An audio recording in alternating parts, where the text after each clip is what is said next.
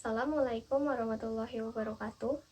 Perkenalkan, nama saya Milenia Putri Anggraini, NRP 1840153, kelas 18 MJC, Prodi Manajemen Universitas Pasundan Bandung.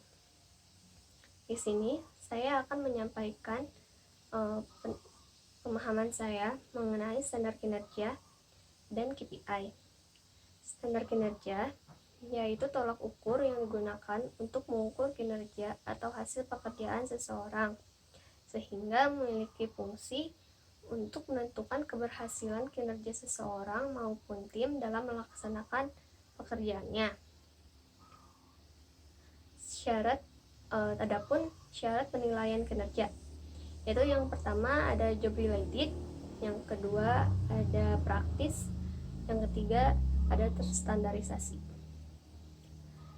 Job related yaitu mengevaluasi perilaku kritikal yang dapat menghasilkan kinerja yang baik. Lalu ada praktis, yaitu dapat dengan mudah dipahami oleh evaluator dan karyawan. Lalu ada terstandarisasi, yaitu memungkinkan terwujudnya praktis penilaian kinerja yang seragam. Selanjutnya yaitu terdapat 5 prinsip dalam standar kinerja yang disingkat menjadi SMART. Yang pertama yaitu ada spesifik, yang kedua ada measurable, yang ketiga ada achievable, yang keempat ada result oriented, dan yang kelima time frame. Nah, spesifik yaitu jelas dan rinci sehingga bersifat objektif dan general. Yang kedua yaitu measurable, maksudnya dapat diukur dan tidak relatif. Yang ketiga yaitu ada achievable, maksudnya dapat dicapai berdasarkan kesepakatan antara karyawan dan atasannya. Yang keempat ada result oriented, yaitu berorientasi pada hasil. Dan yang kelima yaitu time frame, maksudnya jelas jangka waktu pencapaiannya. Misalnya waktu pelaporan sebuah laporannya itu 1 hari sekali, berarti kan di harian, lalu ada yang 1 bulan sekali, dan lain-lain. Lalu ada KPI atau Key Performance Index, yang berarti pengukuran kinerja untuk mengukur seberapa baik suatu pencapaian kinerja yang diharapkan. Kinerja tersebut dapat berbentuk tim maupun individu. Selanjutnya yaitu ada ukuran kinerja. Yang pertama sebaiknya berbentuk peringkat. Nah, misalnya ada seorang sales mobil yang performanya itu dinilai dari seberapa banyak ia dapat menjual mobil dalam 1 bulan atau per bulannya. Misalnya itu peringkatnya itu seperti ini. Jika ia dapat menjual mobil lebih dari 4, maka performanya itu dinilai sangat bagus. Tapi jika ia hanya mampu menjual 2-3 mobil, maka performanya dinilai baik.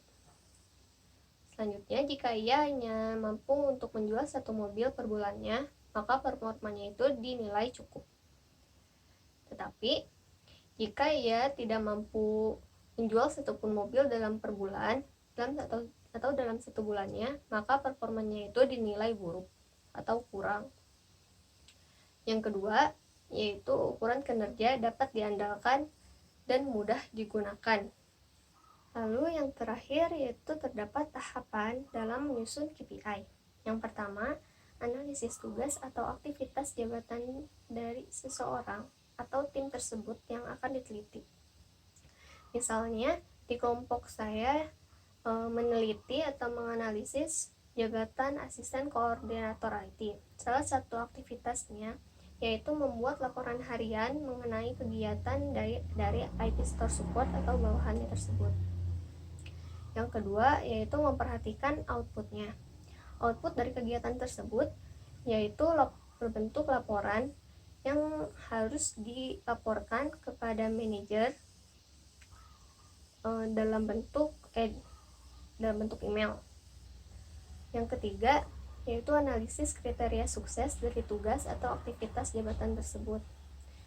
Maka kriteria sukses dari aktivitas jabatan tersebut atau aktivitas jabatan asisten koordinator IT tersebut yaitu mampu untuk